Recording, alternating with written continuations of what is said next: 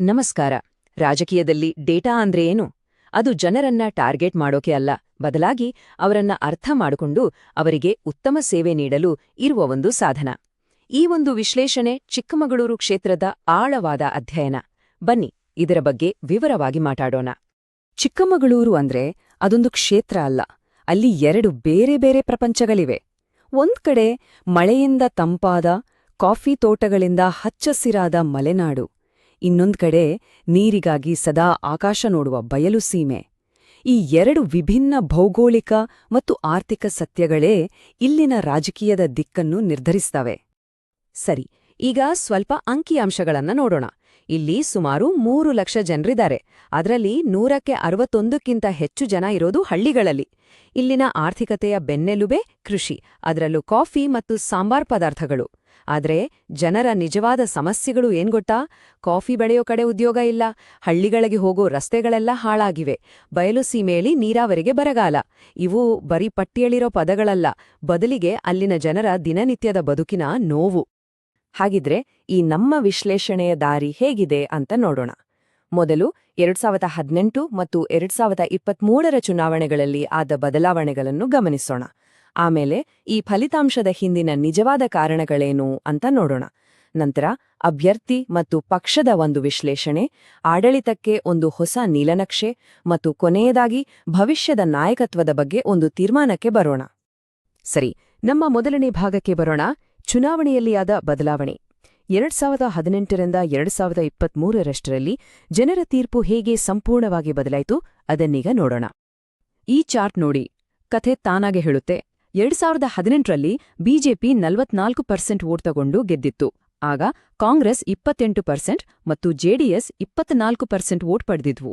ಆದ್ರೆ 5 ವರ್ಷದಲ್ಲಿ ಅಂದ್ರೆ 2023ಕ್ಕೆ ಬರ್ತಿದ್ದ ಹಾಗೆ ಇಡೀ ಚಿತ್ರಣವೇ ತಲೆಕೆಳಗಾಗಿದೆ. ಕಾಂಗ್ರೆಸ್ 50% ವೋಟ್ ಪಡೆದು ಗೆದ್ರೆ ಬಿಜೆಪಿಯ ಮತಪಾಲು ಸ್ವಲ್ಪ ಏರಿ 46.5% ಆಯಿತು. ಆದ್ರೆ ಅತಿದೊಡ್ಡ ಬದಲಾವಣೆಯಾಗಿದ್ದು ಜೆಡಿಎಸ್ ಮತಗಳಲ್ಲಿ.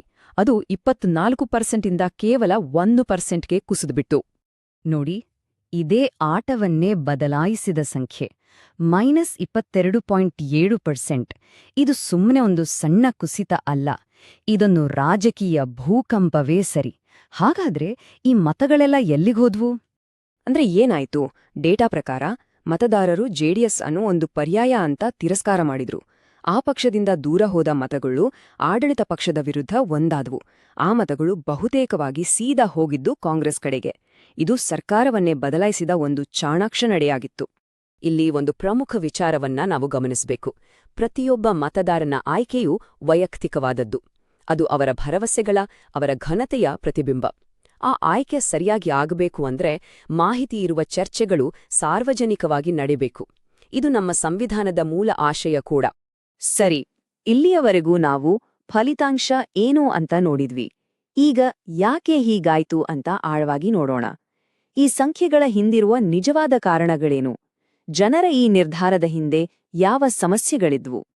ಜನ ಯಾಕೆ ಬೇಸತ್ತಿದ್ರು? 3 ಮುಖ್ಯ ಕಾರಣಗಳಿದ್ವು. ಮೊದಲನೇದು ಉದ್ಯೋಗದ ಸಮಸ್ಯೆ. ಕೃಷಿ ಕೆಲಸಗಳು ವರ್ಷಪೂರ್ತಿ ಇರಲ್ಲ. ಹಾಗಾಗಿ ಯುವಕರು ಕೆಲಸ ಹುಡುಕೊಂಡು ಪಟ್ಟಣಗಳಿಗೆ ಹೋಗಬೇಕಾಗಿತ್ತು. ಎರಡನೇದು ಮೂಲಸೌಕರ್ಯದ ಕೊರತೆ. 1500 ಕಿಲೋಮೀಟರ್ಗೂ ಹೆಚ್ಚು ಕಚ್ಚಾ ರಸ್ತೆಗಳು, ಕೆಟ್ಟುನಿಂತ ನೀರಾವರಿ ಯೋಜನೆಗಳು ರೈತರ ಬದುಕನ್ನೇ ಕಷ್ಟಕ್ಕೆ ದೂಡಿದ್ವು. ಇನ್ನು ಮೂರನೇದು, ಜನರಿಗೆ ಬರೀ ಬದುಕುಳಿಯೋಕೆ ಯೋಜನೆಗಳು ಸಾಕಾಗಿರ್ಲಿಲ್ಲ. ಅವರಿಗೆ ಬೇಕಾಗಿತ್ತು ಸಮೃದ್ಧಿ, ಹೊಸ ದಾರಿಗಳು. ಹಾಗಾದ್ರೆ ಈ ಸಮಸ್ಯೆಗಳಿಗೆಲ್ಲ ಕಾರಣ ಯಾರು? ಒಬ್ಬ ವ್ಯಕ್ತಿಯ ವೈಫಲ್ಯನಾ, ಅಥವಾ ಜನರ ಕನಸುಗಳ ವೇಗಕ್ಕೆ ಸರಿಯಾಗಿ ಓಡಲು ಆಗದ ಒಂದು ವ್ಯವಸ್ಥೆಯ ತಪ್ಪಾ? ಇದನ್ನ ಒಬ್ಬ ಶಾಸಕರ ವೈಫಲ್ಯ ಅಂತ ನೋಡೋದಕ್ಕಿಂತ ಆಡಳಿತ ವ್ಯವಸ್ಥೆಯಲ್ಲೇ ಇರೋ ಕೊರತೆ ಅಂತ ನೋಡಿದ್ರೆ ಸರಿಯಾದ ಉತ್ತರ ಸಿಗತ್ತೆ. ಈಗ ಬನ್ನಿ ಹಾಲಿ ಶಾಸಕರಾಗಿದ್ದ ಸಿ.ಟಿ. ರವಿ ಹಾಗೂ ಪಕ್ಷದ ಆಂತರಿಕ ಸ್ಥಿತಿಗತಿಗಳ ವಿಶ್ಲೇಷಣೆಯನ್ನ ಸ್ವಲ್ಪ ಆಳವಾಗಿ ನೋಡೋಣ.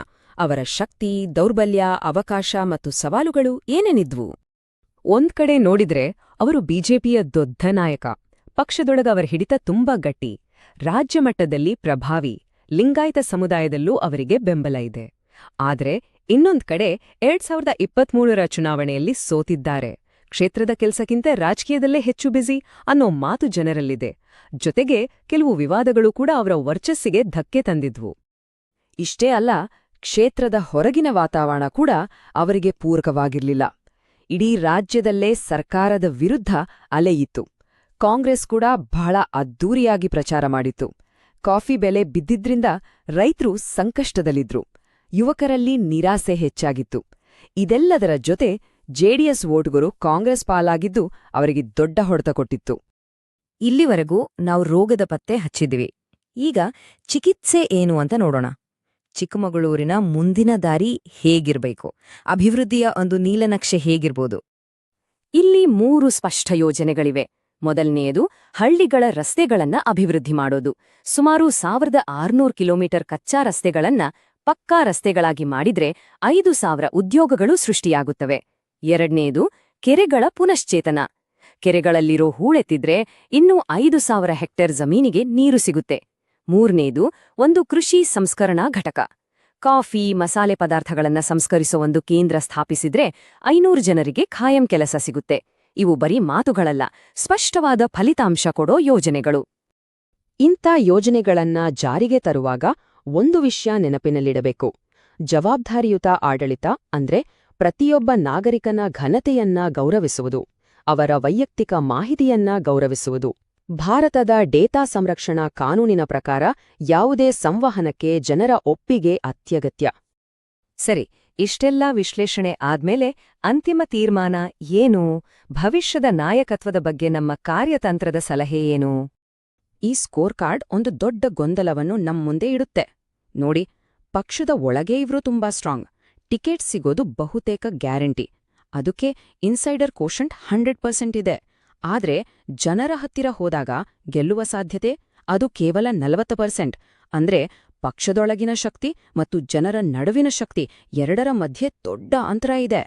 ಹಾಗಾಗಿ ನಮ್ಮ ಡೇಟಾ ಆಧರಿಸಿದ ಸ್ಪಷ್ಟ ಸಲಹೆ ಒಂದೇ: ಹೊಸ ಮುಖಕ್ಕೆ ಅವಕಾಶ ಕೊಡಿ.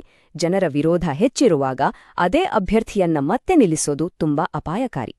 ಯಾಕಂದ್ರೆ ನಮ್ಮ ಗುರಿ ಬರೀ ಒಂದು ಎಲೆಕ್ಷನ್ ಗೆಲ್ಲೋದಲ್ಲ, ರಸ್ತೆ ಕೊಡುವ, ನೀರ್ ಕೊಡುವ, ಉದ್ಯೋಗ ಕೊಡುವಂಥ ಒಂದು ವ್ಯವಸ್ಥೆಯನ್ನ ಕಟ್ಟೋದು, ಜನರ ಮನಸ್ಸಲ್ಲಿ ಮತ್ತೆ ನಂಬಿಕೆಯನ್ನ ತುಂಬೋದು.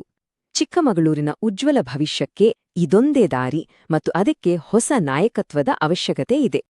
ನೀವು ಜನಕೇಂದ್ರಿತ ನಾಯಕರಾಗಲು ಮತ್ತು ನಿಮ್ಮ ಕ್ಷೇತ್ರವನ್ನು ಉನ್ನತೀಕರಿಸಲು ಬಯಸಿದ್ರೆ blueprintstrategies.ai ಅನ್ನು mgr@blueprintstrategies.ai ನಲ್ಲಿ ಸಂಪರ್ಕಿಸಿ ಅಥವಾ 080420416002 ಈ ಸಂಖ್ಯೆಗೆ ಕರೆ ಮಾಡಿ. ನಮ್ಮದು ರಾಜಕೀಯವನ್ನು ಮೀರಿದ ಉದ್ದೇಶ.